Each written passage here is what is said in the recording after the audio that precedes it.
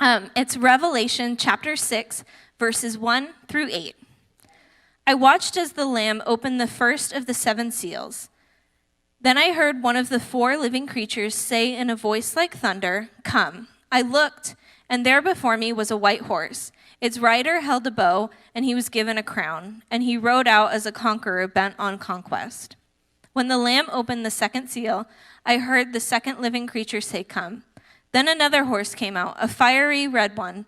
Its rider was given power to take peace from the earth and to make men slay each other. To him was given a large sword. When the Lamb opened the 3rd seal, I heard the 3rd living creature say, "Come." I looked, and there before me was a black horse. Its rider was holding a pair of scales in his hand.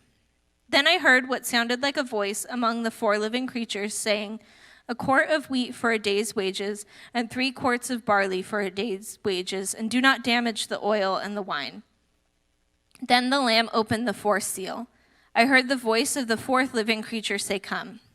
I looked, and there before me was a pale horse. Its rider was named Death, and Hades was following close behind him.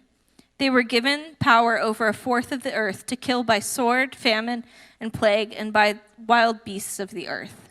This is the word of the Lord. Hey, why don't you stay standing? Let's go ahead and pray. Lord, thank you so much. We could gather here today and learn about you, enjoy you. God, just thank you that your presence is here. And God, I pray that you'd open our ears right now in these next few moments, that we would hear what you would speak to us, Lord. Open our hearts, open our eyes, that we would see you for who you are in your love and in your power. God, I just invite you to have your way. Lord, use me, anoint my words, Lord. And Lord, I just pray that these words that we look at, Lord, today would motivate us to get closer to you, Lord, I pray. Lord, I know there's so many needs even right now in this room, and we're just thankful that we can come to you for all these needs, Lord. That you love us, you care about us. And Lord, I just want to pray for my friend Karen, who's in the hospital right now watching us. God, I pray for healing to her heart physically. Lord, we pray that you would restore health fully and completely to her, Lord. Encourage her and Jim right now, Lord. And all the needs that are represented here in this room, Lord, I pray, God, for your healing power to be here today, as you have done so many times. Today, Lord, I pray for your healing touch to be here in Jesus' name. Amen. Amen. Why don't you go ahead and have a seat. So, hey, thanks again for those who helped in the work party. Several people helped out throughout this last week here. Just appreciate all the help. You guys are awesome. And we got a little mini work party going tomorrow night. If you haven't been able to help us out, but you want to help us out, come and join us tomorrow night. 6 o'clock is what we're looking at. Got a few other projects, a few other things we got to finish up that we weren't able to finish up. And so it'd be great for you to join us. But isn't it fun to have church in a construction zone? Like there were things falling from the ceiling onto my table during first service. It was awesome. Those of you that are online, you don't get to enjoy the full effect of this right here, but we're glad that you're at least here with us online, and we're hanging out in a big cement room here and having fun.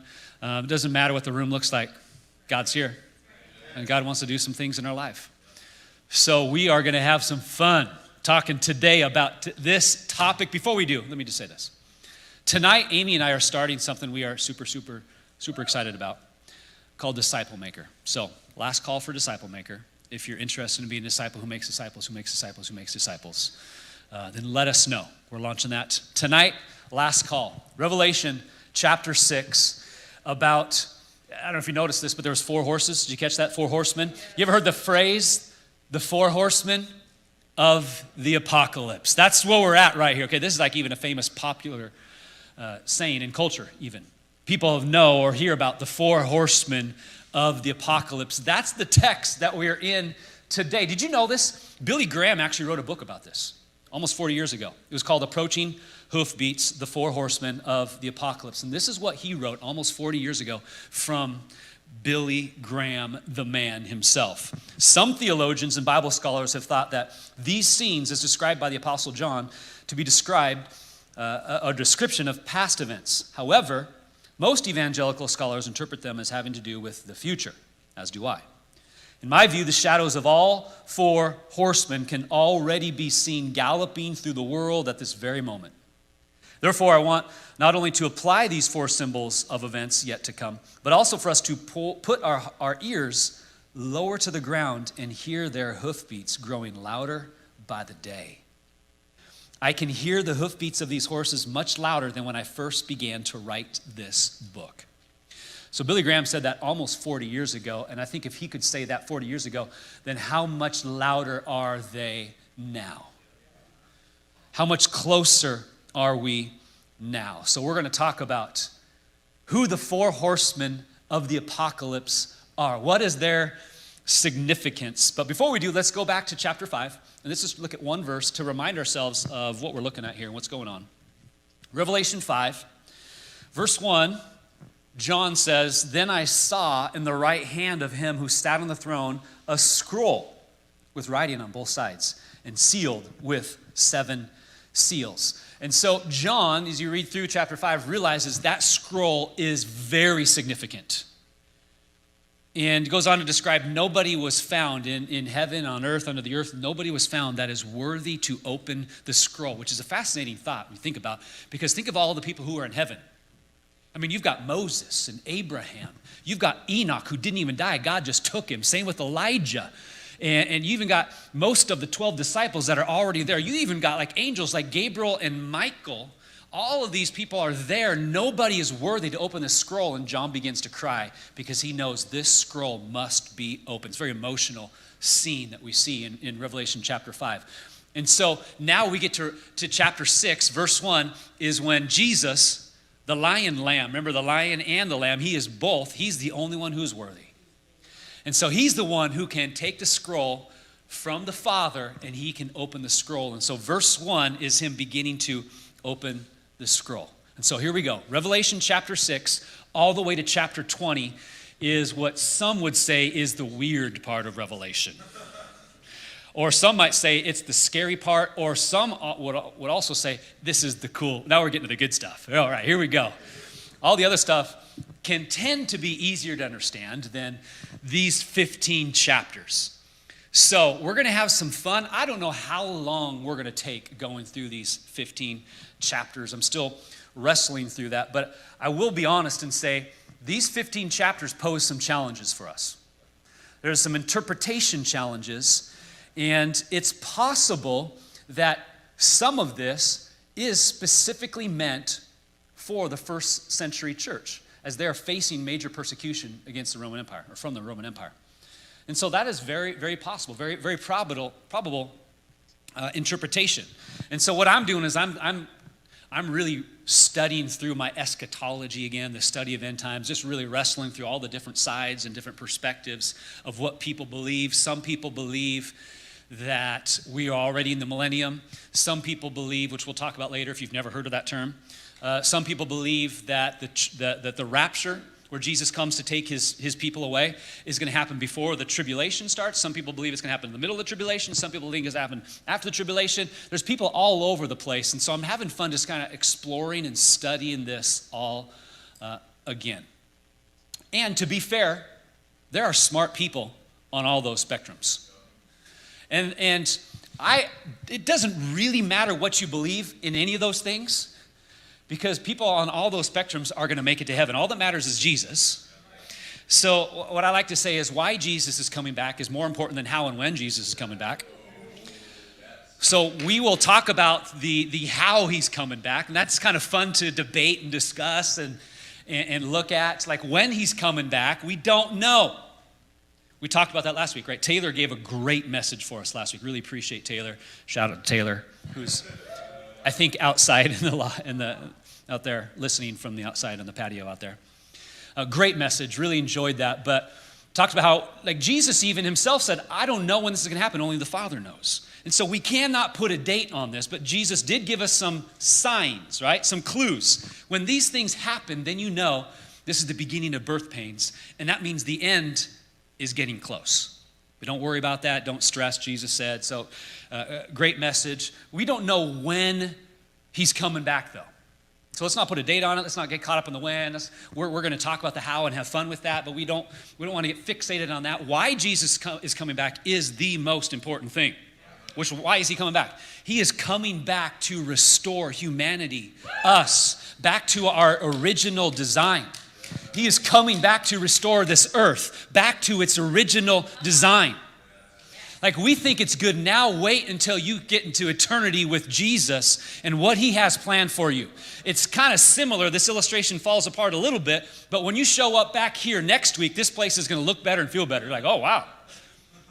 But right now, it's kind of like, okay, this is kind of cool. This is the in-between stage. You know, it's got a fun construction zone. You can see new carpet already installed up here, which is looking good. The rest of the flooring is going to come in, and so it's kind of like this, we're already there, but not yet kind of a thing, and it's just, we're in between. We could get caught up and like, oh, this is great, this is good. But next week when you show up, we're like, oh, wow, this is even better. I think in a similar way, that's what's going to happen. Like, we can get so fixated on our life right now, we think this is awesome. Yeah, there's some tough things, there's stressful things we don't like, but like, how could it get any better than this? And we just are fascinated with this life and this world, but what Jesus has for you in the future is far greater than anything you could ever dream of, guys. And all the stresses, all the worries, all the heartache, all the pain, everything you've gone through, it will be worth it if you stay faithful to Jesus in the end. It'll be so worth it, friends.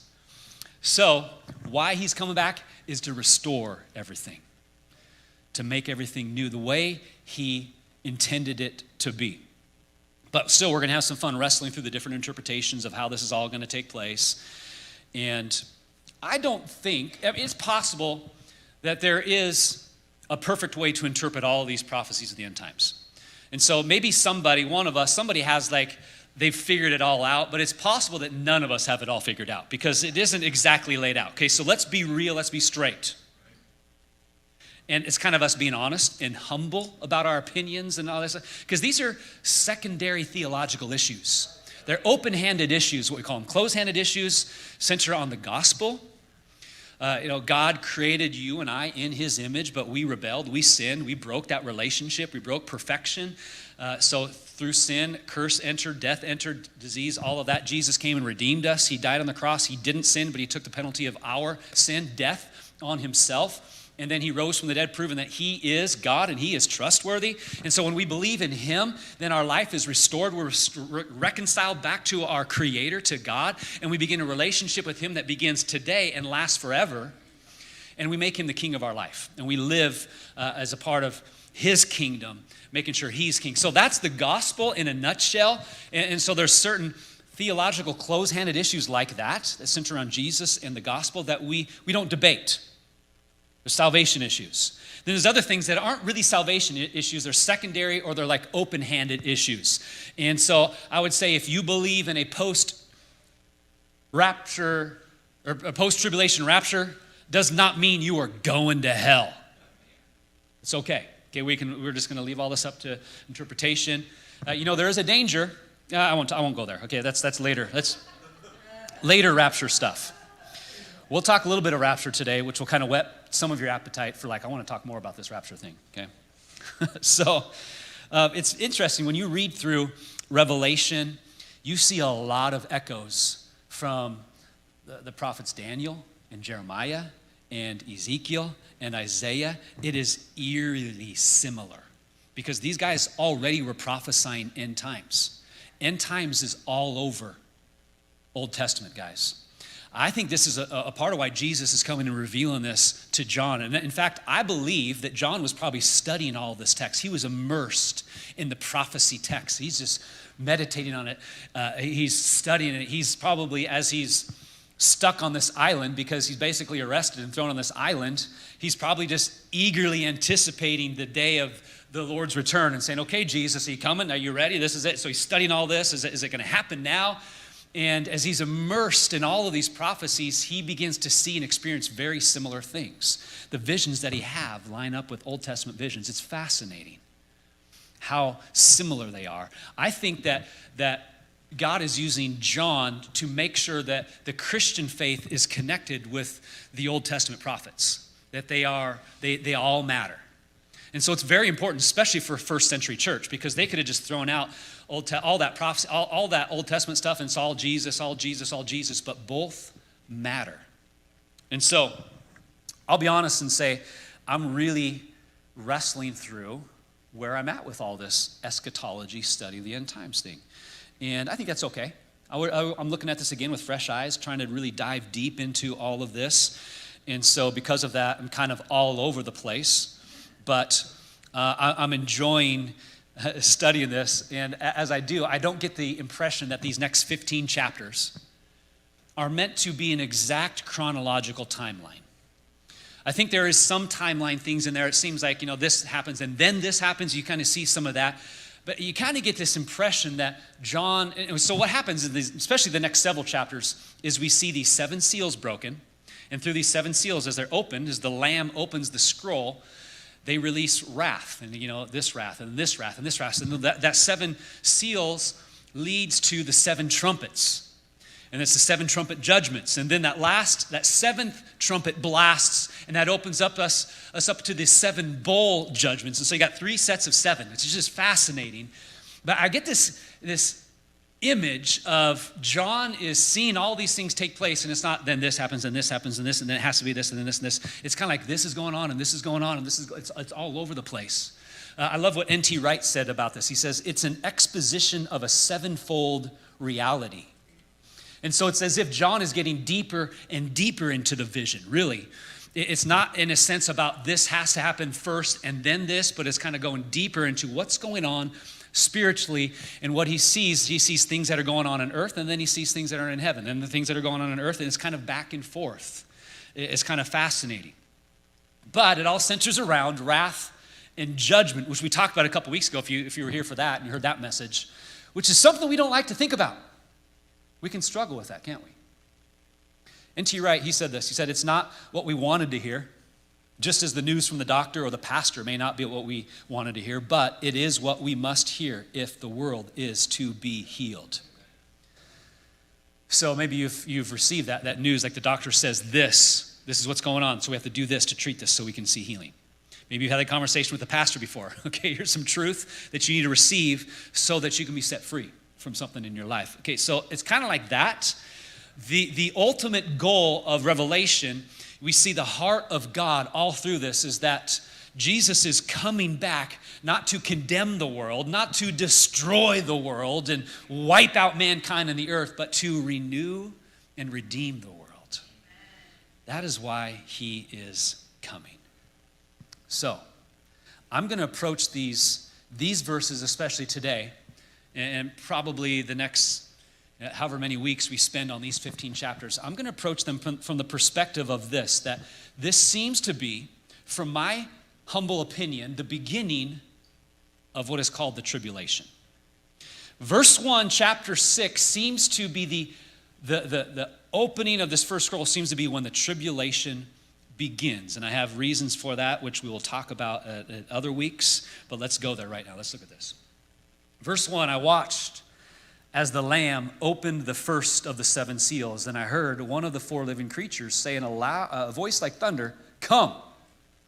I looked, and there before me was a white horse. Its rider held a bow, and he was given a crown, and he rode out as a conqueror bent on conquest. So let's talk about the first horseman of the apocalypse.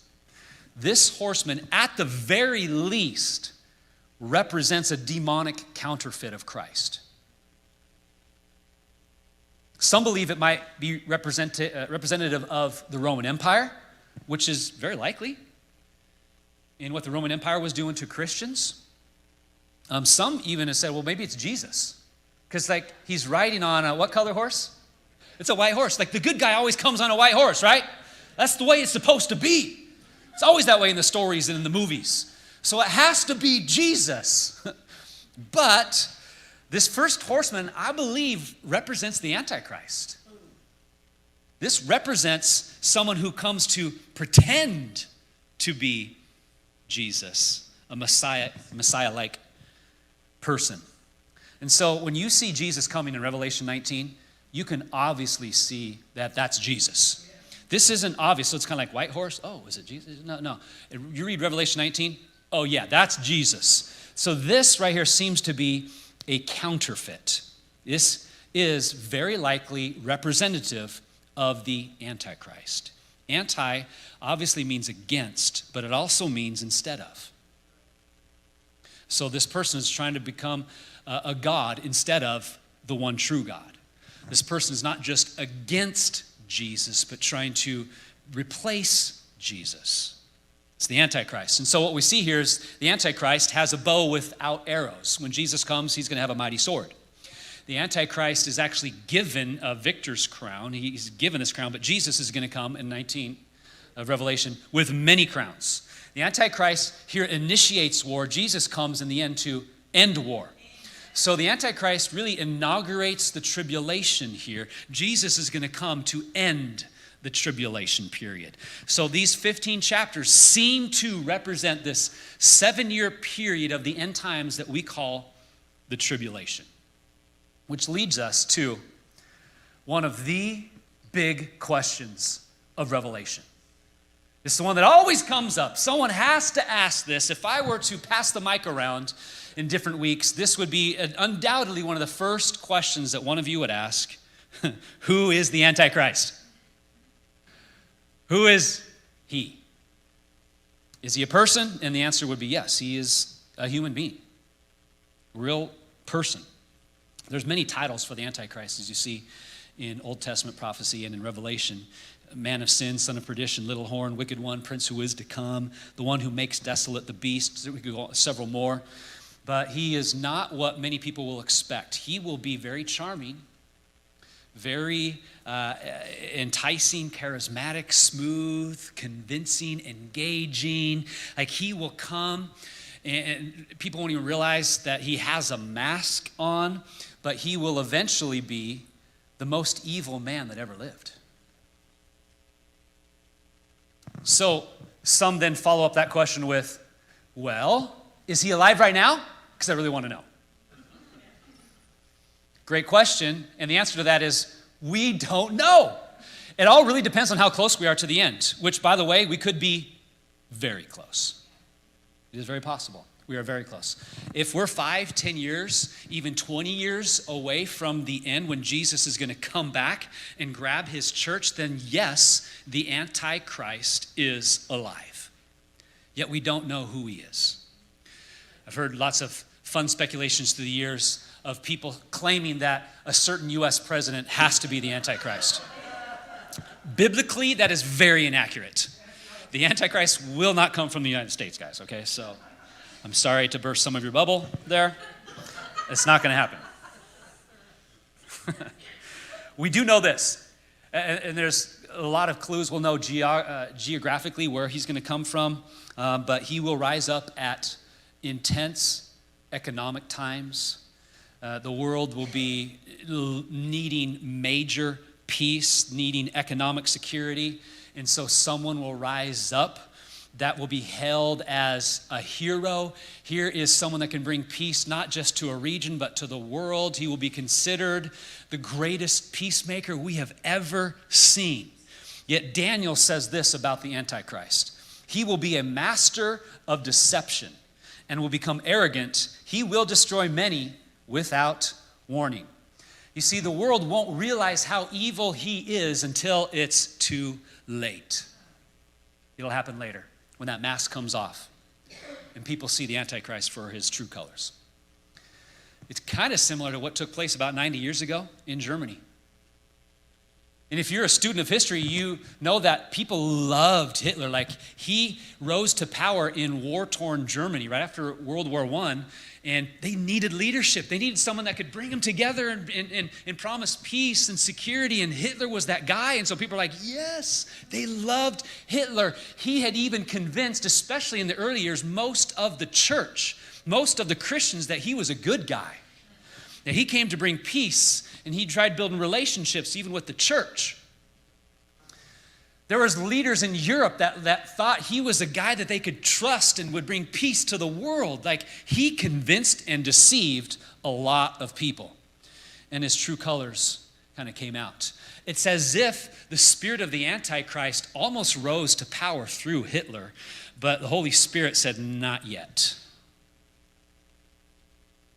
So that has already kind of happened. You can see when the world, I mean, think about 2020, how chaotic and crazy and stressful. It just, like, people were looking for help and leadership, and it'll be even worse than what we experienced in 2020. And when someone rises up that says, I can lead us to peace and economic security and all this, and people are going to rally behind that because the times will be so desperate, guys. And so we can already see with how we've experienced life in the last couple of years of how it's possible, right? So let me just say this, because I think it's important we don't spend too much time on Antichrist, although we will talk about him again. But don't try to figure out who he is and debate and study all this. It's this guy, okay, so don't put your focus on Antichrist, put your focus on Jesus Christ. That's our focus. Okay, and I would even say this too. If you find out who the Antichrist really is, according to my current eschatological stance, you have missed the rapture, and it's too late. So let's focus on Jesus, and let's make sure we're right with him when we're following him, and that we get caught up in the air with him, all right? So here we go. That's horse number one. That's the white horse, which really represents deception. Probably representative of the Antichrist, but represents deception. Now let's look at horse number 2, verse 3. When the Lamb opened the second seal, I heard the second living creature say, come. Then another horse came out, a fiery red one. Its rider was given power to take peace from the earth and to make men slay each other. To him was given a large sword. Horse number 2 is a red horse. Fiery red horse is what it says. This horse represents war. You can see the peace that the first horseman promises doesn't last long. War takes place. So the Antichrist is going to come and promise peace, but eventually he's going to plunge the world into a devastating war. Peace won't last. And so this is the red horse, the fiery red horse. Red is a symbol in Revelation, especially of death and carnage and destruction. We'll see the red beast rising up later on. And so that's this horse. It's the horse of war. This rider on the war horse is holding a big sword, so that represents war. What's interesting is that the first horseman had a bow with no arrows, which kind of represents deception again. So when you look at these first two horses, you kind of see some similarities between what we looked at last week when Taylor talked through Matthew chapter 24, which is called the Olivet Discourse. Jesus said, hey, in the end, this is what you're going to see. People are going to try to imitate me and be like me. They're going to say, I'm here. Here's the Messiah. Don't listen to them. Don't trust them. And then you're going to hear of wars and rumors of wars, which is eerily similar to the first two horses here. Someone's going to come and say, I'm the Messiah, pretend to be the Messiah, pretend to be God. And then there's going to be wars and rumors of wars. Kind of interesting. People would say, well, there's always been wars, though. So, it's not too hard to predict wars and rumors of wars. I could prophesy that right now, and I'm a true prophet, because, yes, that's happening, right?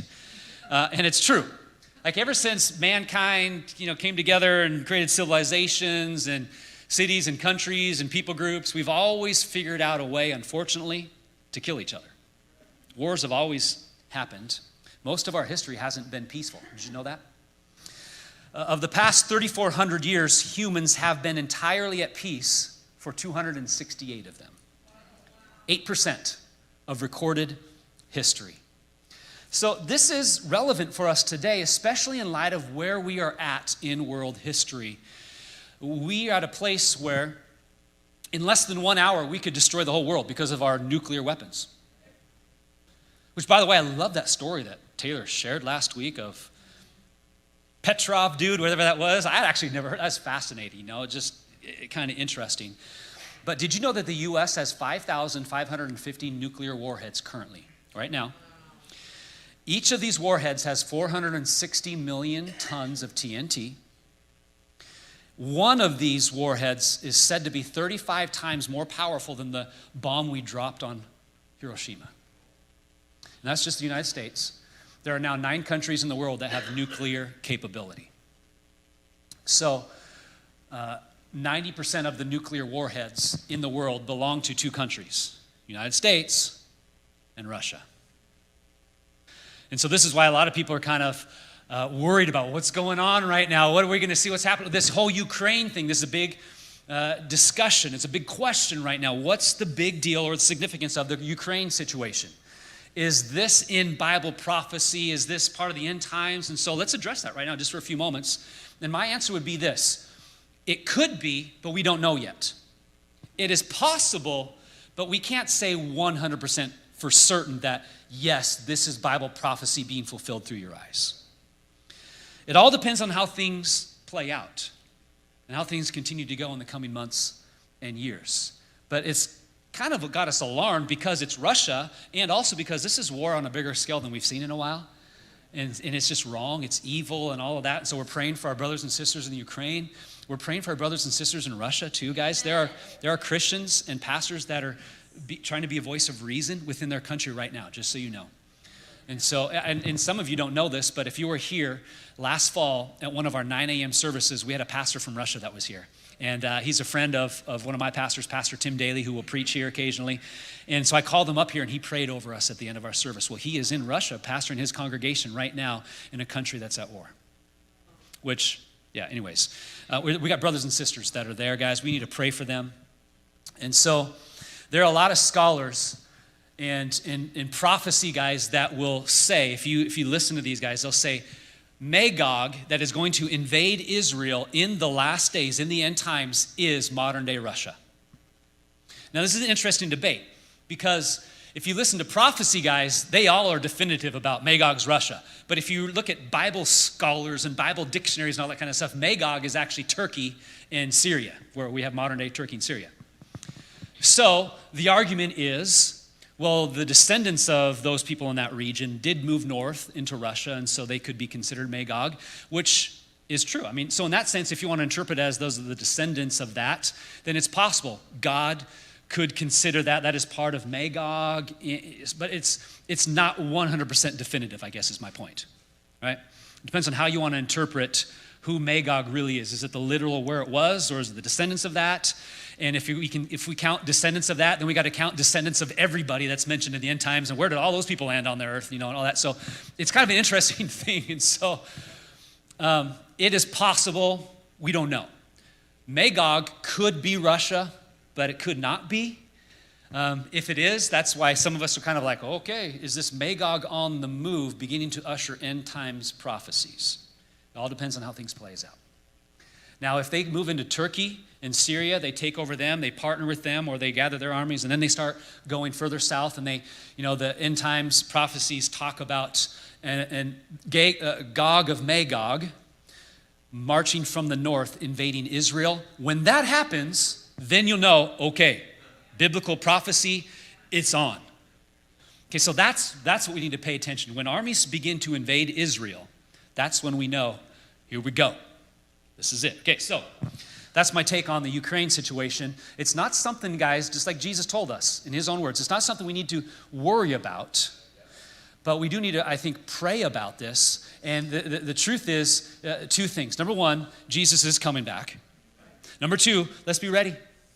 Let's be ready for when he comes back. That's what really matters in the end, right? How this all plays out, we can have fun with that based upon your personality and all that, but let's focus on Jesus, okay? All right, here we go. Verse 5. Let's look at the third horse. The third horseman of the apocalypse. Verse 5. When the Lamb opened the third seal, I heard the third living creature say, "Come."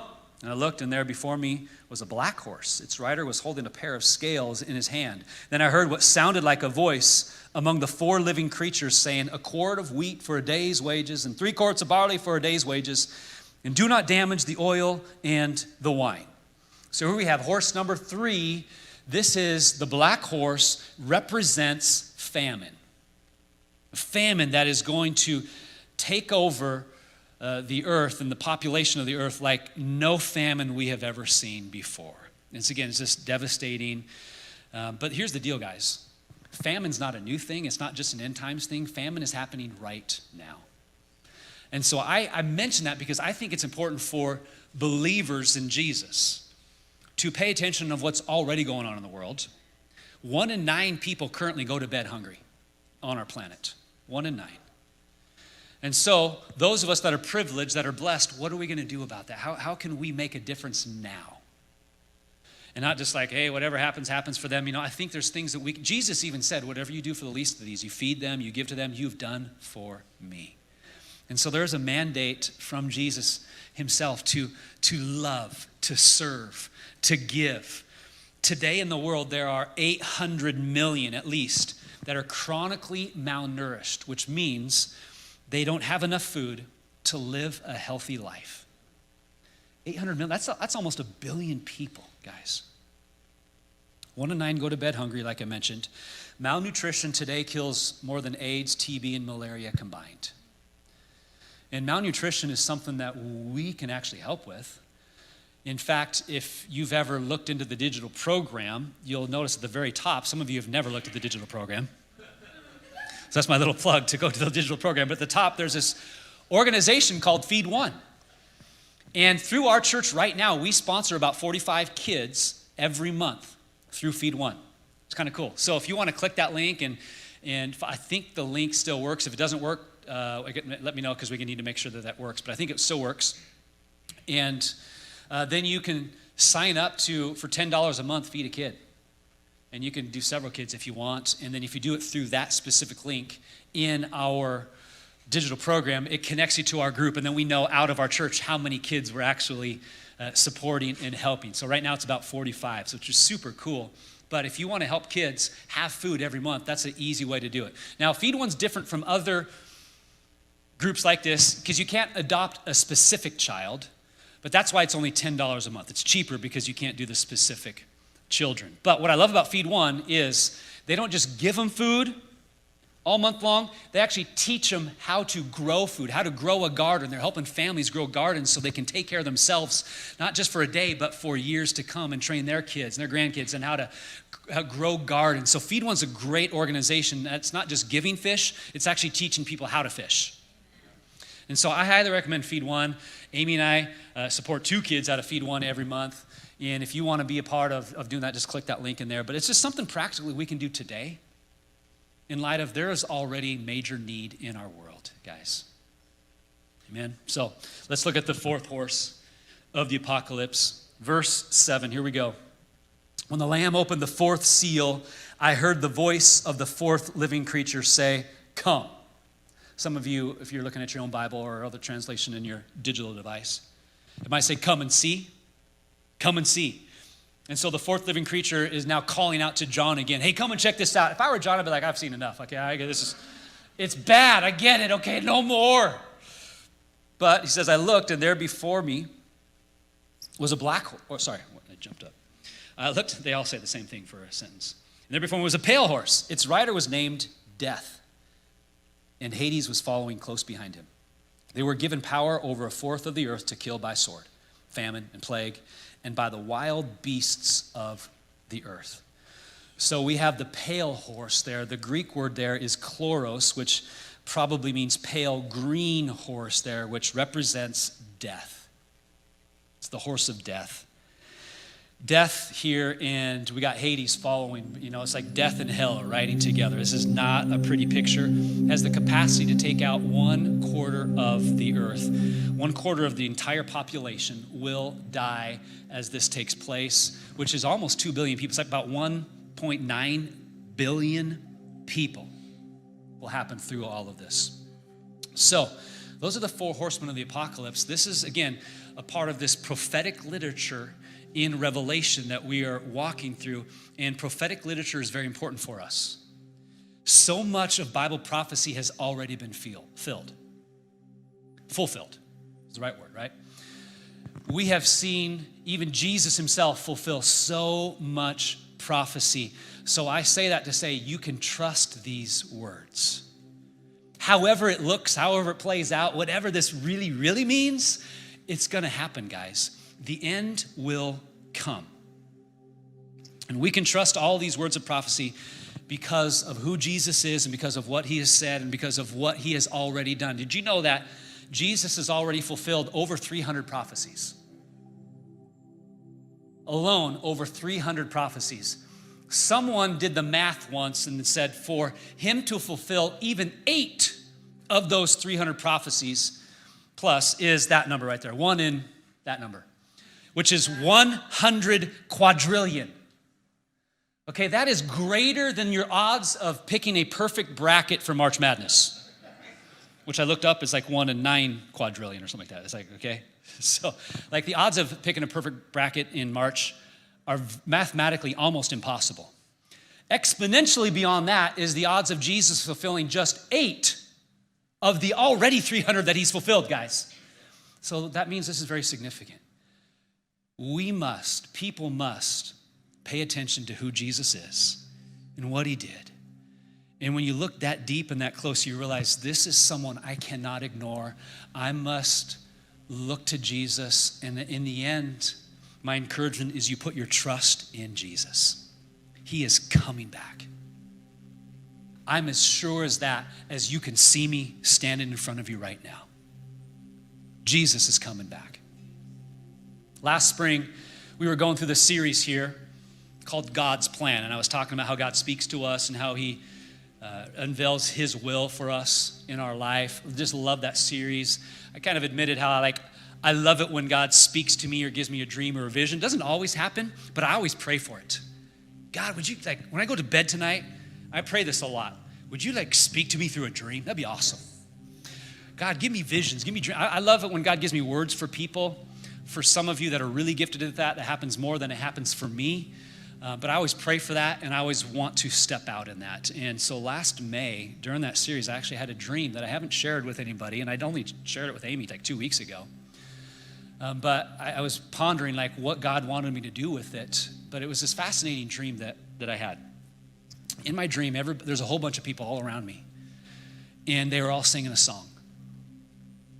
And as I listened, they're all singing the same song, and it was the same 2 lines that I heard over and over and over and over again. I wish I could remember the tune and how it went, but this is what they were singing. They were singing, the beginning of the end, and the end is near. The beginning of the end, and the end was near. And they kept going over and over and over again. And instantly I woke up and my eyes were open. It was one of those moments where I was like, whoa, the beginning of the end. And so I journaled it. That's how I remember it. I actually forgot about it for a few months until I went back in my journal and was reading about it. And God used that to encourage me that, yes, you need to dive into this series through Revelation, because I was a little bit nervous to do this, to be honest. It's kind of an ominous task to walk through Revelation. So I felt like God was saying, you need to lean into this because time is of the essence.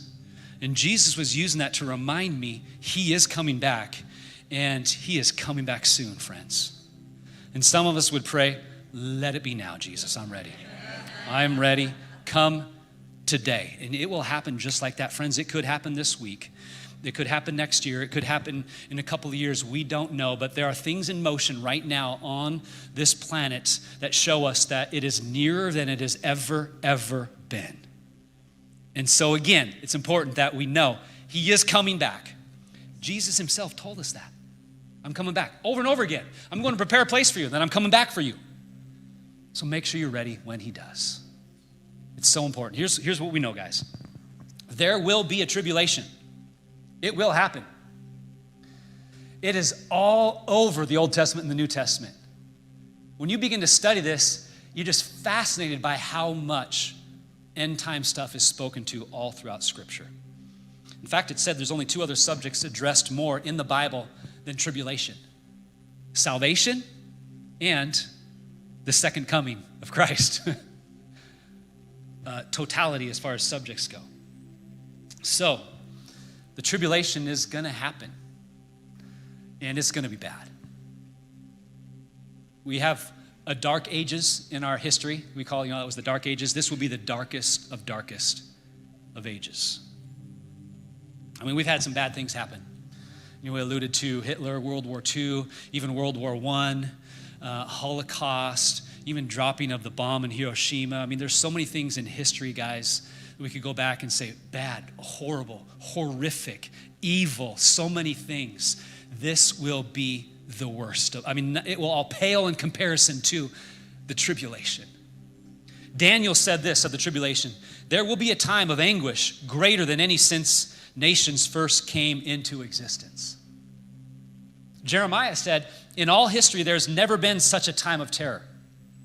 It will be a time of trouble for my people Israel, yet in the end, they will be saved. Jesus said this, Matthew 24, we looked at that last week. Look at it again. For there will be great tribulation, such as has not been from the beginning of the world until now, no, and never will be. And if those days had not been cut short, no human being would be saved. Which is why a lot of scholars would say that's why it's only 7 years.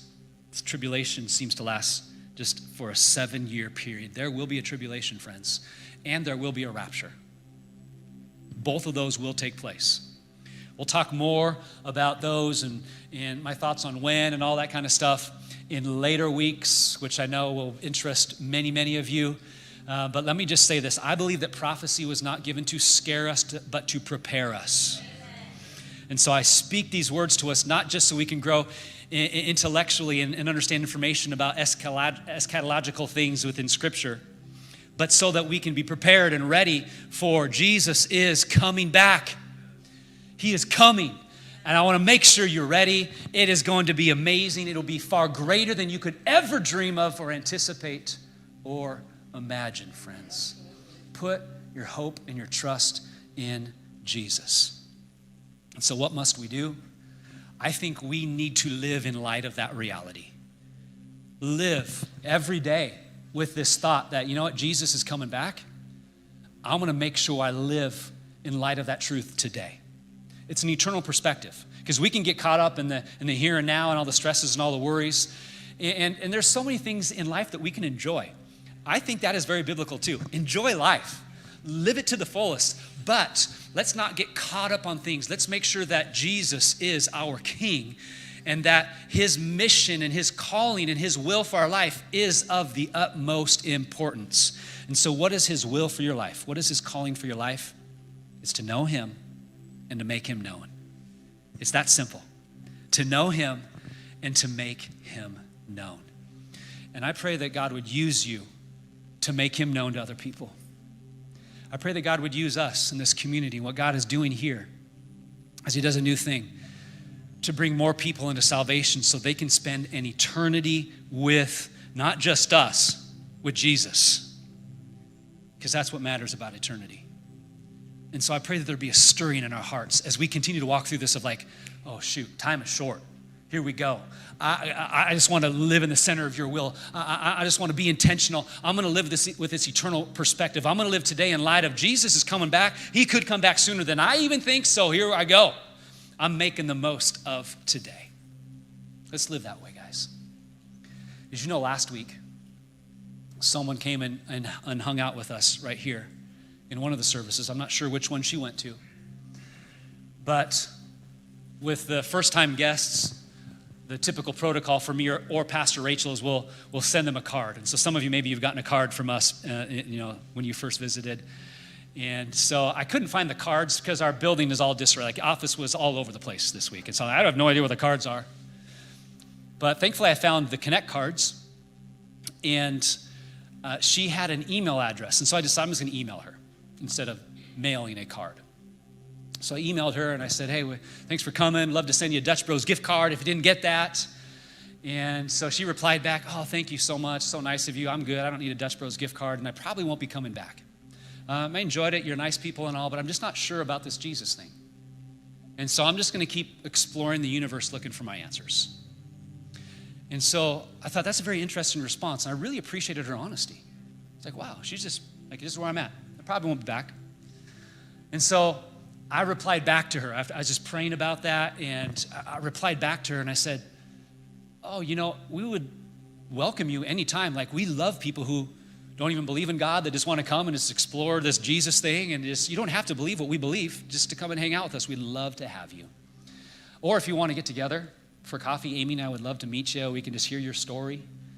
So let me know. And so she replied back, very nice, very respectful. She's like, no, I'm good. I don't really have a story. And I'm just going to go ahead and find my answers in the universe. And so my church, I'm trying to remember the exact words, but it's like in my church I'm going to keep going to the clubs and I'm going to listen to the message from the DJs. And that's going to be my church. And so my honest response, guys, in my heart was no judgment, because that's where a lot of people are. No judgment, but my heart breaks because somebody gathered with us and they left feeling like God is not the answer for them. And so they're going to keep searching and they're going to keep looking elsewhere at the clubs, all this. And this story is told many, many times in so many people, guys. We have friends and family like this. I pray that this will be a place as people come, that the presence of God is so real that they can't not ignore that he is so real and he loves them so much. You know, maybe she felt the presence of God, but she just kind of resisted it and wants to just kind of do her own thing. That is very possible. I loved her honesty.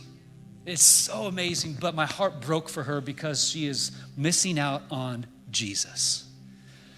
And I pray that people would find Jesus through our church and through your life as well. Would you stand, guys? We're going to pray.